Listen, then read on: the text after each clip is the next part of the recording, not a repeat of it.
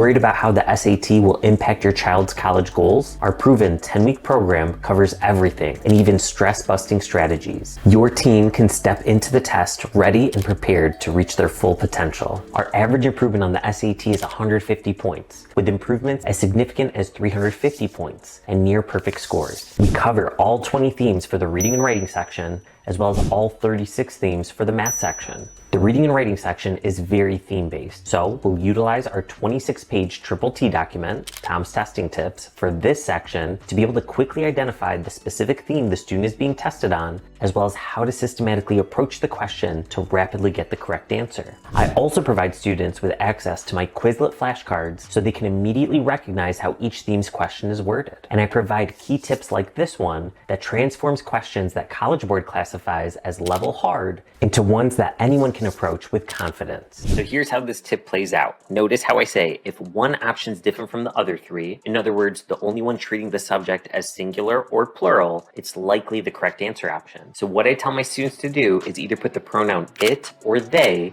before each answer option and see which one's different. For example, we would say it hasn't been. You wouldn't say they hasn't been. It isn't. It wasn't. But they aren't. Well, look at that. The one that's different from the other three ends up being the correct answer, D. For the very content-driven math section, I provide thorough instruction for all 36 themes to ensure my students successfully go from theory to mastery. In between the weekly 1-hour classes, I provide them with 4 homework assignments each week, each of which has the exact same timing and number of questions as the modules they'll complete on the real digital SAT.